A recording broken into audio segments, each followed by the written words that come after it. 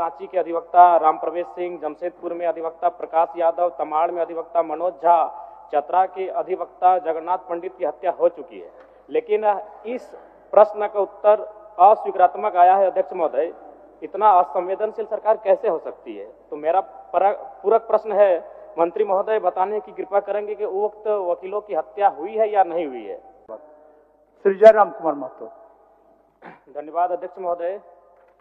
मुझे सरकार के विभाग से उत्तर प्राप्त हुआ, लेकिन इस उत्तर से मैं संतुष्ट नहीं हूं अध्यक्ष महोदय। पिछले 3-4 साल में वकील पर हमले बढ़े हैं। झारखंड में करीब 100 से अधिक वकीलों के साथ हिंसक घटनाएं हुई हैं। जिला अदालतों और हाईकोर्ट के अधिवक्ता भी हमले के शिकार हुए हैं। रांची के अधिवक्ता राम प्रवेश सिंह, जमशेदपुर में अधिवक्ता प्रकाश यादव, तमाड़ में अधिवक्ता मनोज झा, चतरा के अधिवक्ता जगन्नाथ पंडित की हत्या हो चुकी है।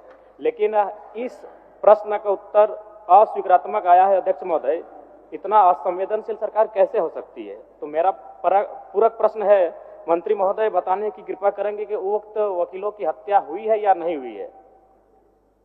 माननीय मंत्री जी। अध्यक्ष महोदय, माननीय सदस्य का जो प्रश्न है, जिस पर सरकार की ओर से स्पष्ट जवाब दिया गया है, जिन अधिवक्ताओं का उन्होंने अभी जिक्र कर रहा है, उनका अभी तक सरकार के पास ऐसे कोई प्रतिवेदन रिपोर्ट और विभागीय स्तर पर प्राप्त नहीं है। दूसरा कुछ पूछ रहा है? अध्यक्ष महोदय, मुझे मालूम था कि मंत्री महोदय के द्वारा कुछ ऐसा ही कहा जाएगा कि उन्हें लिखित शिकायत नहीं मिली है, लेकिन ये संवेदनशील विषय है अध्यक्ष महोदय। इससे पूरा राज्य परिचित है कि इस प्रकार की घटनाएं घटी हैं और घटती हैं।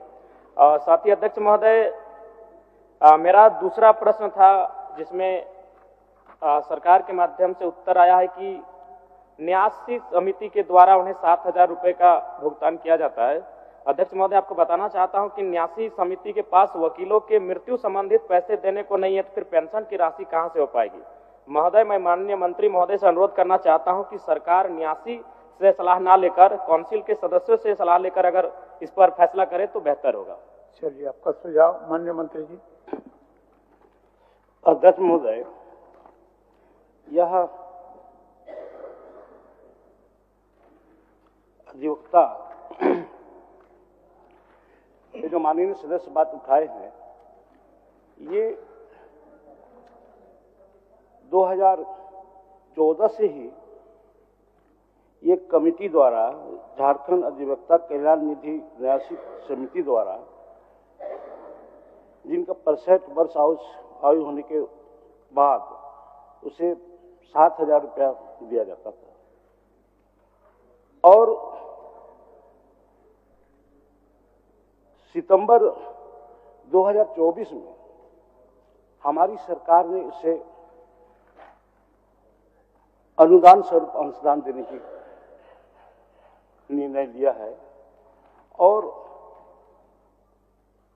ये विधि विभागीय संकल्प सज्ञापन 2151 जे दिनांक 18/9/24 द्वारा झारखंड अधिवक्ता कल्याण निधि समिति के द्वारा उन्हें गए 7,000 रुपये प्रति माह पेंशन के समतुल्य राशि के बराबर वित्तीय वर्ष 2024-25 हेतु 1,60,00,000 रुपये मात्र का अनुदान भुगतान झारखंड अधिवक्ता कल्याण निधि न्यासी समिति को करने की स्वीकृति प्रदान कर दी है। महोदय, ये जो है अभी सरकार की ओर से वो समिति को जमा कर दिया गया है, उनका भी नहीं मिला है, लेकिन उसको बहुत जल्द मिल जाएगी। चलिए, 14,000 दोनों किस्म साथ 14,000 मिल जाएगी। अध्यक्ष महोदय, एक मिनट। आप अध्यक्ष महोदय, इंटेंशन क्या है? इंटेंशन हत्या का है, लूट। माननीय सदस्यों का प्रश्न को बाधित न करें माननीय सदस्य, उसके बाद सूचना रखिए, आपको मौका देंगे हम। आसन की ओर से आपको पूर्ण स्वतंत्रता दी जाएगी।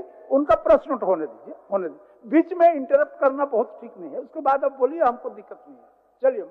अध्यक्ष महोदय, मेरा एक प्रश्न था कोर्ट में फी बढ़ोतरी को लेकर, जिसमें सरकार ने कहा है कि 2001 से कोर्ट फीस में कमी की गई है, जबकि वास्तविकता है कि एक ही बार में कोर्ट फीस में एक पिटीशन पर 5 रुपए का टिकट लगता था, उसे 20 रुपए कर दिया गया है। ये तर्कसंगत नहीं है। बगल के बिहार राज्य में भी कोर्ट फीस का स्ट्रक्चर है, उसे भी देखा जा सकता है वहां किस तरह से यह प्रक्रिया अपनाया गया है। उसी तरह सक्सेशन केस में दावा करने के मूल्य का 10% राशि लिया जा रहा है। जो काफी गरीब लोग हैं वो अपना पैसा भी कोर्ट फीस के अभाव में कोर्ट में दावा नहीं कर पा रहे। अध्यक्ष महोदय,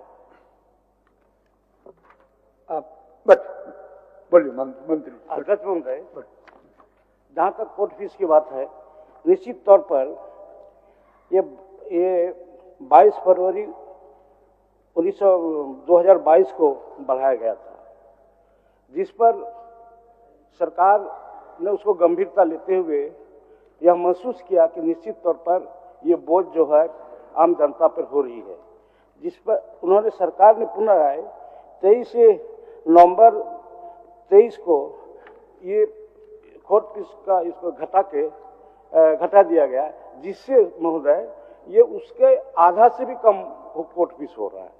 चलिए धन्यवाद। माननीय सदस्य राज सिन्हा जी, अब बोलिएगा। राज सिन्हा जी, 1 मिनट। आप सूचना अब हो गया जयराम जी, 1 मिनट दे दीजिए मौका। बोलिए अंतिम बोलिए। सेकंड। अध्यक्ष महोदय, राजस्थान में एडवोकेट प्रोटेक्शन एक्ट लागू है और मध्य प्रदेश में भी सरकार इसके लिए अध्यादेश ला चुकी है। मैं सरकार से मांग करती हूँ कि झारखंड में भी एडवोकेट प्रोटेक्शन एक्ट लागू किया जाए। चलिए।